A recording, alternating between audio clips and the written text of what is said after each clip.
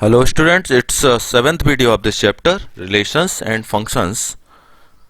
Today we will discuss some more problems from this chapter. The first problem is the relation f is defined by fx is x square if x is greater than equal to 0 and less than equal to 3, or fx equal to 3x if x is greater than equal to 3 and less than equal to 10. The relation g is defined by this: gx is x square or 3x, so that f is a function and g is not a function. F is a function. Okay, now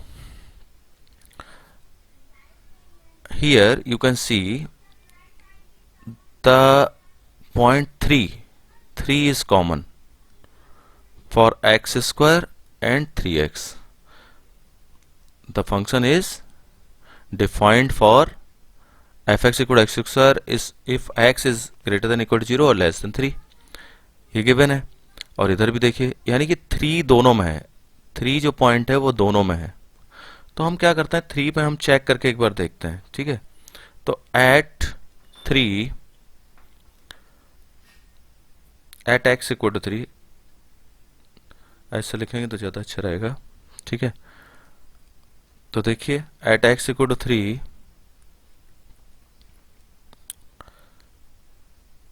F x is equal to x square means 3 square means 9, और f x is equal to 3x given into 3 equal to 9. तो आप ये देखिए, आपने 3 के लिए किया, f3 आपने पता किया, यहाँ f3 fx इक्वल एक्स दिया था, तो f3 आपने फाइंड किया और इधर भी आपने f3 फाइंड किया. तो आप देखिए 3 के लिए जो वैल्यू आई वो 9 है. तो आप ये कह सकते हैं f is defined at x equal to 3, hence f is a function. F is a function. Okay, now for gx, here see which point is common. देखिए ये जो फंक्शन है gx एक्स स्क्वायर है 2 के लिए और इधर भी 2 के लिए, तो 2 पॉइंट कॉमन है, 2 कॉमन है. तो आप क्या कीजिए, gx के केस में 2 पे चेक कीजिए एट x इक्वल टू 2. तो आप देखिए gx इक्वल टू क्या गिवन है, gx equal to x square. तो आप जब इसको करेंगे g2 आपने लिया तो ये आएगा 2 का स्क्वायर मीन्स 4, और gx is equal to 3x also. ठीक है ना. अगर मैं बात कर रहा हूं इस फंक्शन की, तो ये देखिए ये फंक्शन क्या है, ये इस तरीके से फंक्शन डिफाइंड है ना, और अब मैं 3x ले लूं तो ये फंक्शन 2 to 10 के लिए डिफाइंड है. x is greater than equal to less than equal 10. इस तरीके से आप यहां भी लिख सकते हैं 0, ये देखिए, और ये देखिए 3 10. ठीक, अब देखिए इसमें जब आप कर रहे हैं g2 आपने पुट किया और 3 इंटू 2 तो यह आएगा 6. तो आप देखिए सिंपल सी डेफिनेशन जो मैंने आपको बताई थी, एट 2 के लिए आपको 4 और 6 दो इमेजेस मिल रही हैं. इस बच्चे का मामला डाउटफुल है, मतलब at x equal to 2 relation on g has two values.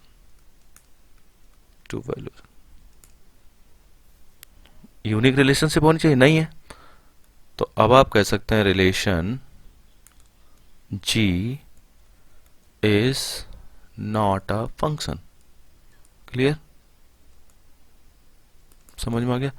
इस बच्चे के ये देखिए एक फादर ये हैं और एक फादर ये हैं, ये वैलिड नहीं है ना रिलेशन, तो इसलिए ये फंक्शन नहीं है. ठीक है, ये आपको मैंने पहले बताया था.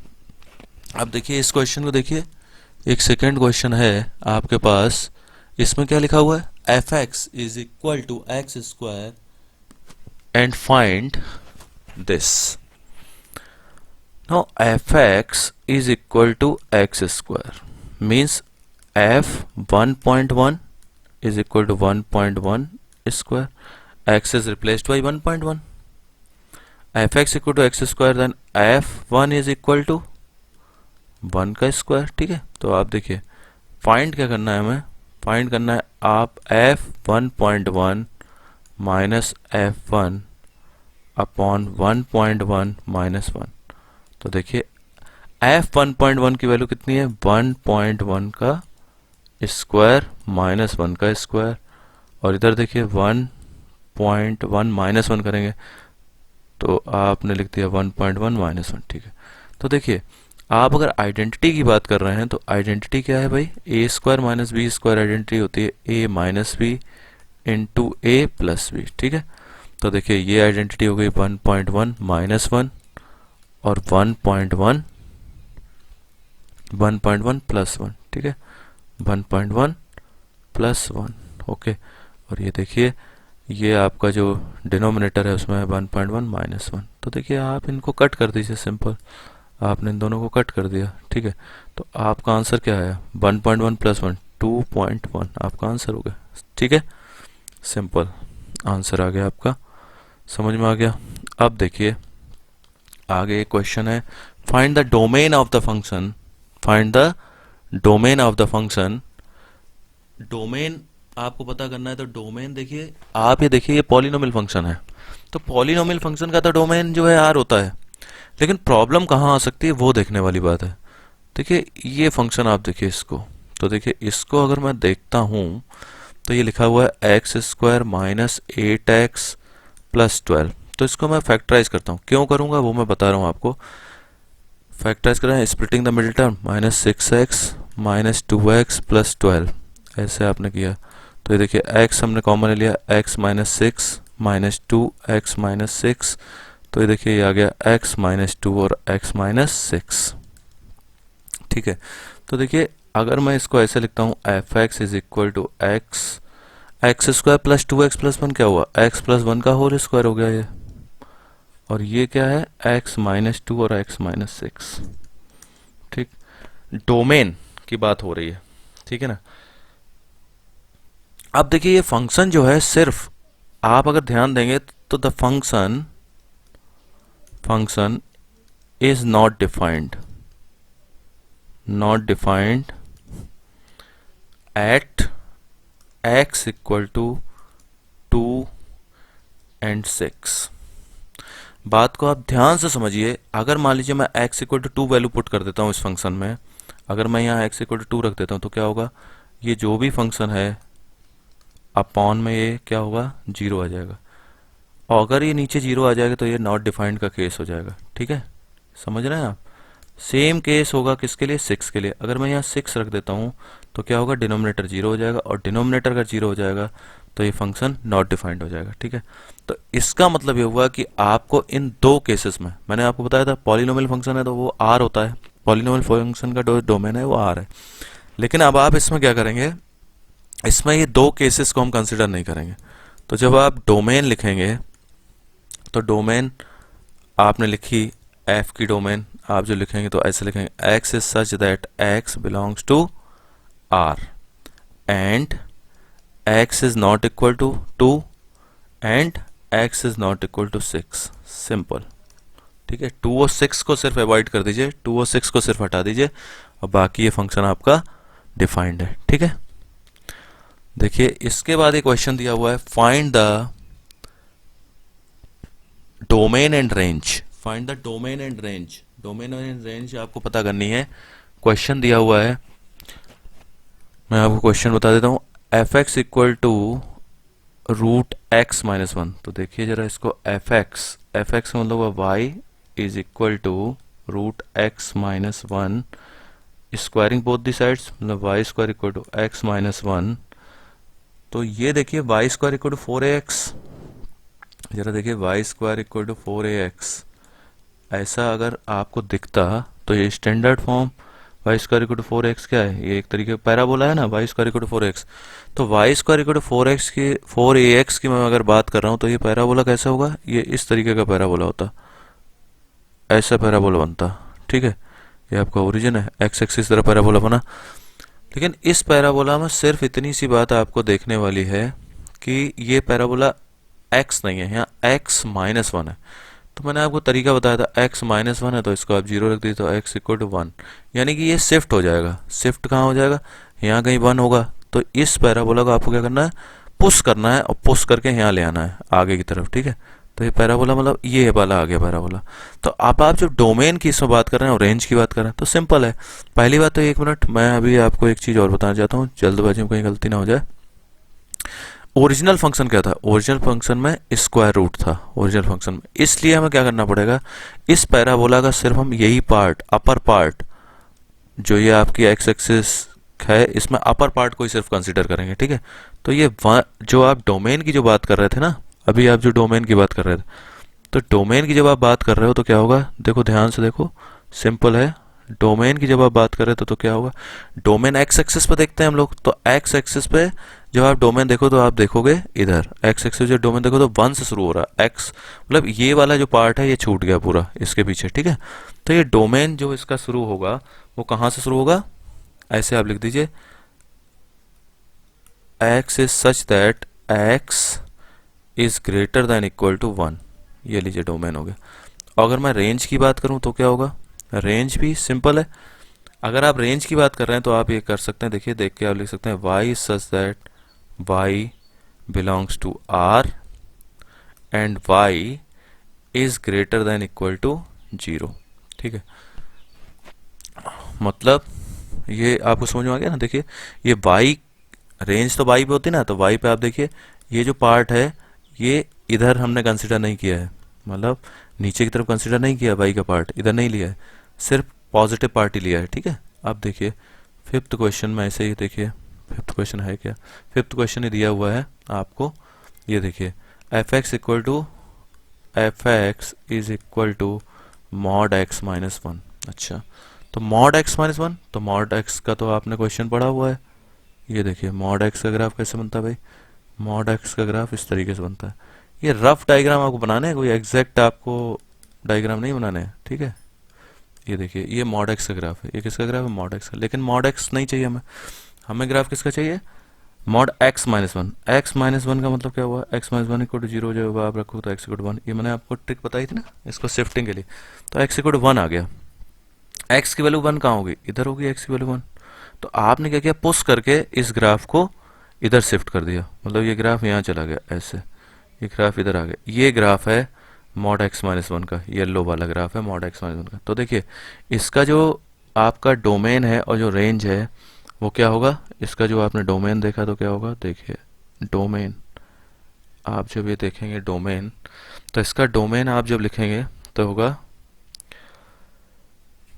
मॉड एक्स माइनस वन की जो रेंज है वो क्या होगी, डोमेन तो आप लिख लीजिए, डोमेन क्या होगी, आर होगी, डोमेन जो होगी आर होगी, डोमेन तो आर हो गई, क्योंकि ये एक्स एक्सिस को इधर देखिए नेगेटिव पार्ट में भी और पॉजिटिव पार्ट में दोनों तरफ कवर कर रहा है, तो इसका डोमेन का तो कोई इशू है ही नहीं, ठीक है ना।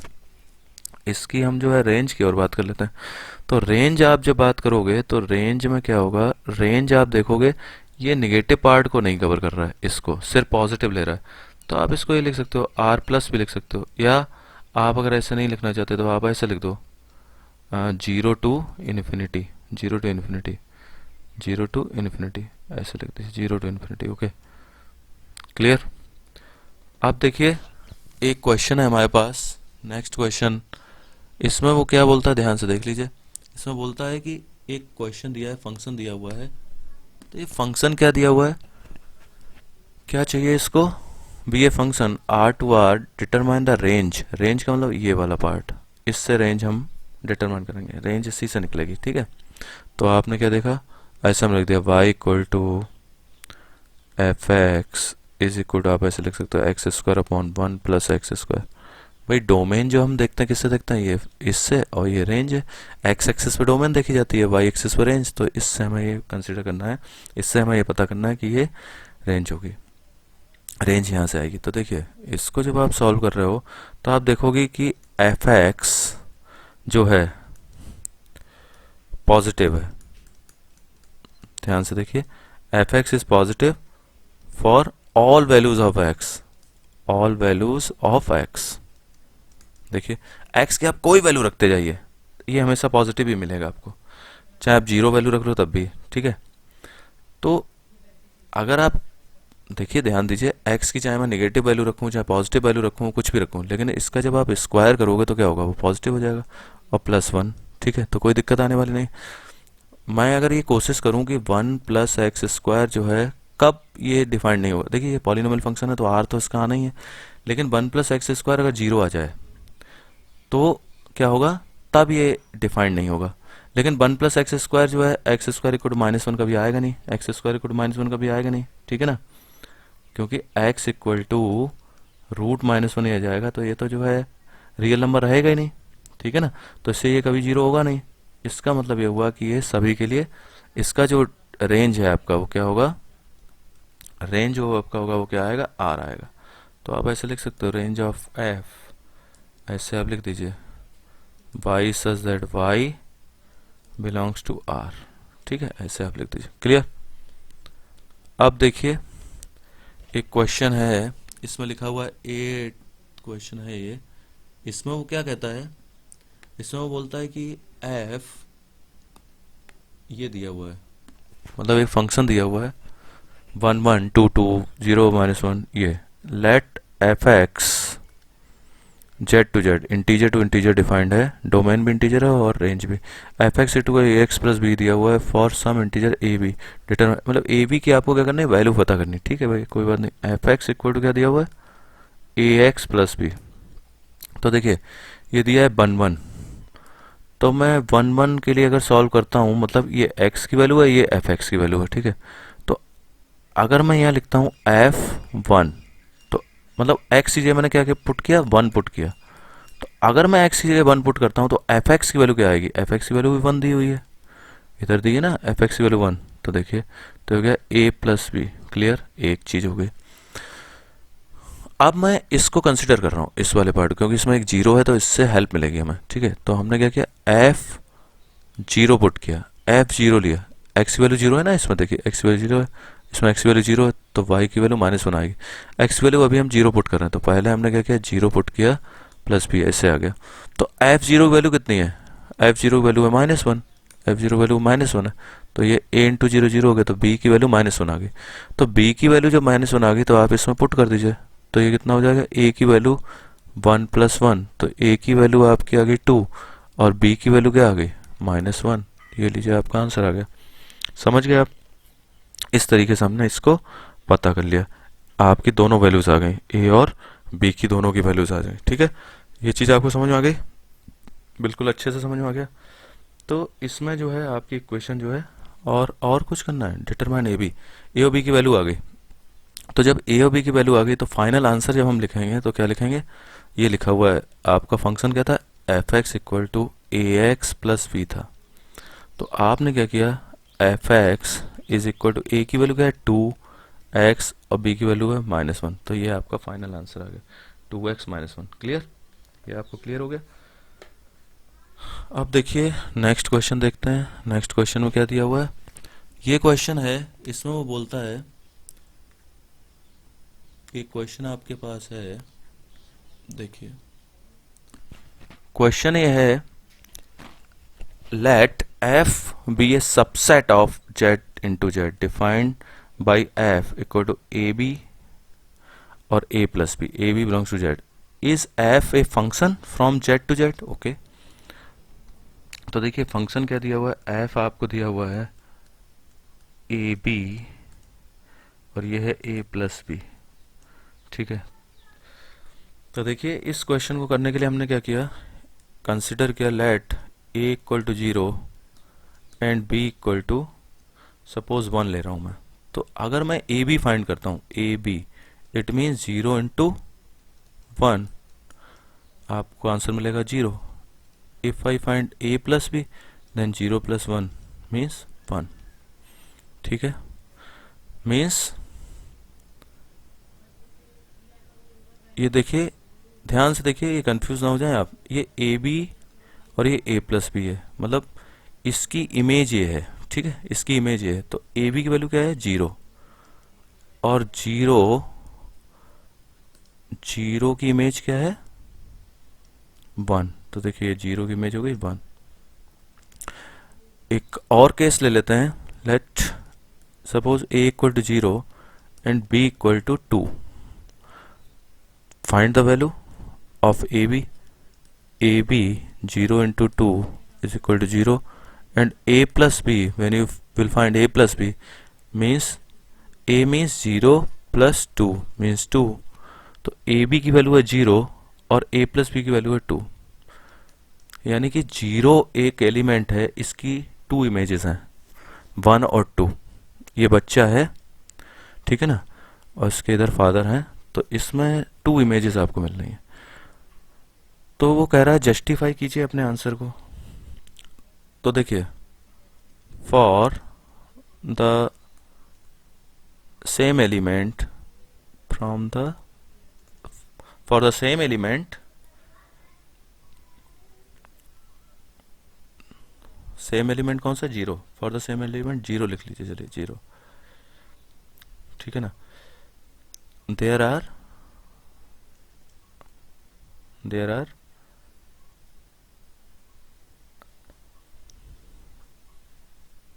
there are two different images,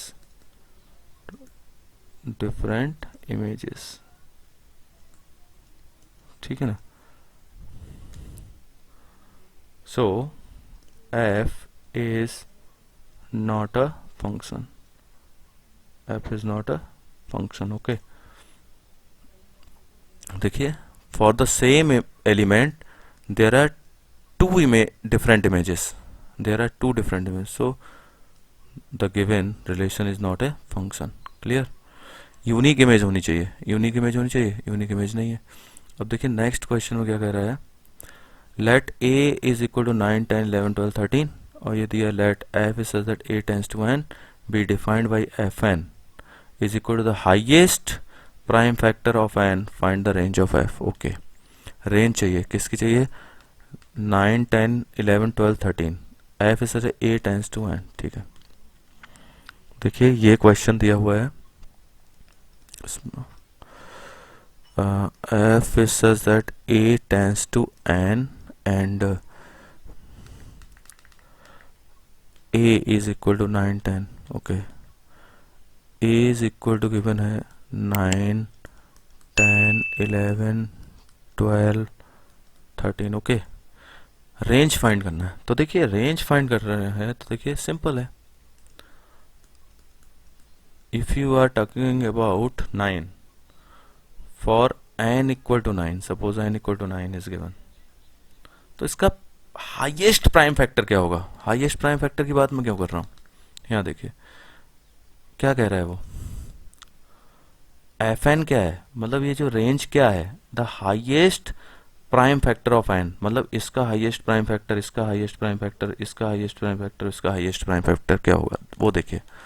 तो देखिए हाईएस्ट प्राइम फैक्टर की अगर मैं बात कर रहा हूं तो 9 का हाईएस्ट प्राइम फैक्टर क्या होगा, 3 is the highest prime factor. Prime number तो आप जान रहे हैं ना भाई, prime number, the number, prime number की बात अगर आप कर रहे हो तो 9 के फैक्टर क्या होंगे, 9 के फैक्टर 3 होते हैं, 1 होते हैं, लेकिन 1 is not a prime number, ठीक है। अब n इक्वल टू क्या है, 10, तो 10 के लिए हाईएस्ट प्राइम फैक्टर क्या होगा, 5 is the highest prime factor. n equal to 11 अगर आप कंसिडर करो तो 11 के लिए 11 हाईएस्ट प्राइम फैक्टर है। n इक्वल टू 12 के लिए 3 हाईएस्ट प्राइम फैक्टर है। जब आप 12 के फैक्टर करेंगे तो प्राइम फैक्टर की जब बात होगी तो 3 हाईएस्ट होगा। और if n equal to 13 then 13 will be the highest prime factor, okay. तो देखिए आपको कौन कौन से नंबर्स मिल रहे हैं रेंज के लिए, रेंज ऑफ f मतलब ये देखिए ये मिल गया 3 5 11, 3 तो आ चुका है, तो 13, ये आपका ये होगा। मतलब मैं आपको फिर से एक बार समझा दूं अच्छे से, तो देखिए ये इस तरीके से एक सेट है, set A is here 9, 10, 11, 12, 13, okay. और ये एक सेट है एन, किसके लिए, f is such that A tends to N, okay. Highest prime factor के लिए डिफाइंड है, तो हाईएस्ट प्राइम फैक्टर जब आप 9 का ले रहे हैं तो आपके पास क्या आ रहा है 3, 10 का आप हाईएस्ट प्राइम फैक्टर ले रहे हैं 5, 11 का हाईएस्ट प्राइम फैक्टर ले रहे हैं तो 11, 12 का हाईएस्ट प्राइम फैक्टर आप ले रहे हैं तो 3, ओके। और 13 का हाईएस्ट प्राइम फैक्टर ले रहे हैं तो क्या आ रहा है 13। तो आप देखिए रेंज क्या होती है, ये जो आप सेट देख रहे हैं सेट बी जो सेट एन है, इसमें जो भी एलिमेंट्स हैं जिनकी प्री इमेजेस सेट ए में हैं वो रेंज आते हैं। तो देखिए ये 3, 5, 11 और 13, तो यही मैंने लिखा है 3, 5, 11 और 13, ये आपका रेंज हो गया। और ये वाला पार्ट क्या होता है, डोमेन का, ठीक है। तो बच्चों ऐसे ही मेहनत करते रहिए, बेस्ट रहिए, मस्त रहिए, ओके, थैंक यू।